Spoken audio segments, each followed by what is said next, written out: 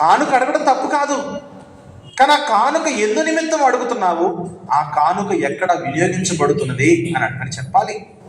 ఈరోజు సోషల్ మీడియాలో కొంతమంది సేవకులు నవ్వులు పాలవుతున్నారు. దశమ భాగం ఇవ్వండి, దశమ భాగం ఇవ్వకపోతే మీరు నాశనం అయిపోతారు, మీరు పాడైపోతారని, రకరకాలుగా మీకు శాపాలు కలుగుతాయని, మీరు దీవించబడరని రకరకాల మాటలు చెబుతున్నారు.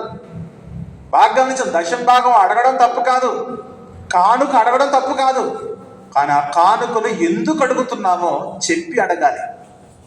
సంఘం యొక్క అభివృద్ధి కొరకు అడుగుతున్నామా? సేవకుని యొక్క పోషణ కొరకు అడుగుతున్నారా?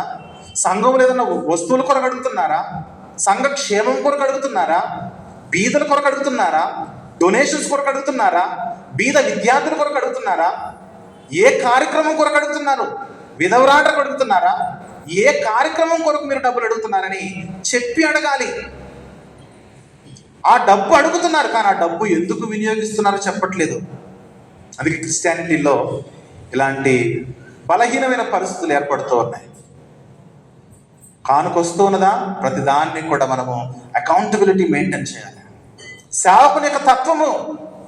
కాబట్టి ప్రియ దేవుని బిడ్డలారా, కానుక అడగడం తప్పు కాదు, కానీ కానుక ఎందు నిమిత్తం అడుగుతున్నారు ఎందుకో మనం చెప్పాలి, చెప్పకుండా అడగకూడదు. ఒకవేళ రీజన్ చెప్పి అడుగుతున్నారంటే ఆ వస్తున్న కానుక సక్రమంగా అది వినియోగించబడుతుందా లేదా అని కూడా అబ్జర్వ్ చేయాలి. దీనులు, బీదలు, అభాగ్యులు, నిరుపేదలు, దయనీయమైన స్థితిలో ఎండకు ఎండిపోతున్నవారు, చలికి వణుకుపోతూ ఉన్నవారు, వర్షానికి తడిచిపోతూ ఉన్నవారు, 3 పూట్ల తినడానికి 2 పూట్ల తినడానికి ఇంతంత ఆహారం లేనివారు, తల్లిదండ్రులు కోల్పోయిన వారు, అనాథ బిడ్డలు ఎంతోమంది ఉన్నారు కదా.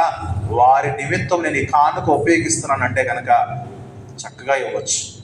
రీజన్ చెప్పాలి కానుక ఎందుకు అడుగుతున్నాం అనే దాన్ని.